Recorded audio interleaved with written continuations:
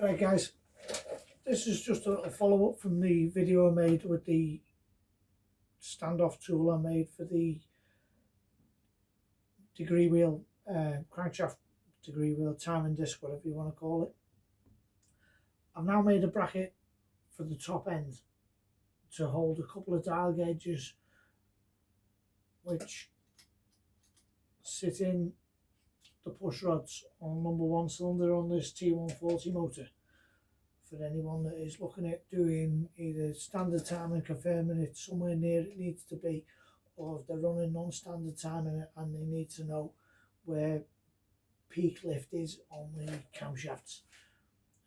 This one is running slightly non-standard timing, or slightly non-standard camshafts, but it's a tried and tested recipe, so I just need to confirm that what I've done is correct, and the way to do it is with these dial gauges, these DTI gauges.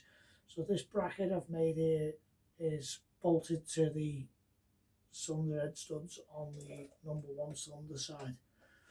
I'll just grab the camera and I'll move around and I'll show you what I've done, how I've done it, and I'll tell you the measurements which I took off this motor, which may be similar to yours, and help you out, and maybe it makes the job a little bit faster for you. I've put 2 gauges on this motor so that rather than using a normal magnet clamp and then moving it and then constantly checking whether it's set correctly, I've just decided to make this fixed. So these are a couple of normal standard length T140 push rods. These dial gauges are fixed to this bracket, which is screwed onto the cylinder head studs, which then gives you the advantage and makes it a bit adjustable. I've deliberately left this one slightly off kilter. For simplicity, when you're looking at it, it'd be ideal if both needles were pointing vertical, but it doesn't really matter because you can adjust that. If it's not quite perfect, you can just turn the face and make sure that your needle ends up at 0 there, and then that can be paired with what you're looking at on the timing disc. So what I did to make this bracket was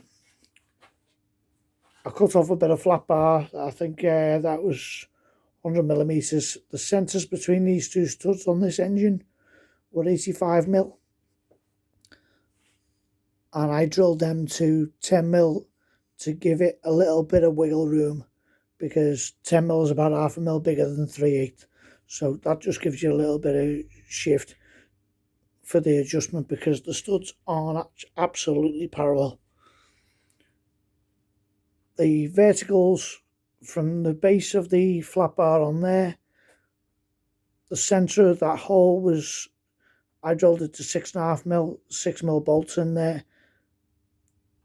They're 80mm from the base to the centre of the 6mm bolt, and then I tacked on the bolts to the plate so that I could run these lock nuts and adjust the dial gauge in and out as needed, so I can get the push rod and the dial gauge running as close to square as possible.